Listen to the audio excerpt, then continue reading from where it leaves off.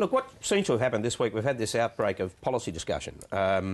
Is that because Tony Abbott is out of the country, or it's amazing how much the landscape's changed? You know, Tony Abbott goes to Switzerland, and all of a sudden, the whole tenor of the joint's changed. I mean, part of this is coincidental, of course. It's not entirely attributable to the absence of the leader of the opposition, but it does make you sit back and recognise just how dominant he's been over the last few months. I mean, you know, since he left for Switzerland, I've been sort of scratching my head.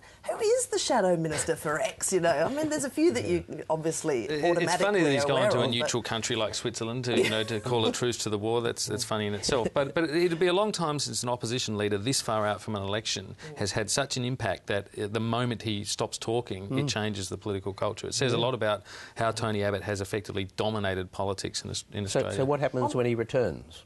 Well, again, I think it'll be interesting to see whether it actually returns to the same sort of pattern that it did before. I think for the week leading up to this holiday, Tony Abbott was struggling to get onto the TV bulletins at night because Julia Gillard had stopped doing her bit, you know, stopped appearing in fluoro vests and so forth, stopped wearing out her shoe leather, as he helpfully pointed out. The government has a role in this as well, and I think maybe they might have learned something, and maybe they might stop doing as much of it and depriving him of the oxygen that he's obviously thriving on. I think Tony Abbott will face as big a problem when he gets back of the report that's coming down tomorrow from the Productivity Commission on aged care as Julie Gillard does. Does he oppose it? It's a perfectly sensible proposition that people should be prepared to pay for their own accommodation. Well, Scott Morrison was leaving that to Peter Dutton. He is leaving that. Very, very sensible. I don't know that Peter Dutton will have any say if Tony Abbott comes back and says no.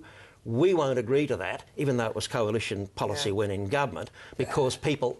Yeah, that's right, he might say, I'm not going to allow a single family home to be sold in Australia. That's the fear. Not while there's a carbon tax. Yeah, exactly. The Prime Minister has made it incredibly clear that she's not going to be saying anything tomorrow when this thing In fact, comes the report out. doesn't say that. Sorry, by the way. This will all be about talking about the problem rather than the solution. Yeah. The problem of two classes of aged people, you know, the baby boomers who are just entering the retired, the ranks of the retired, and their parents who are, many of whom are still around. It'll be all about the problems, but it won't be about the solutions. There's only three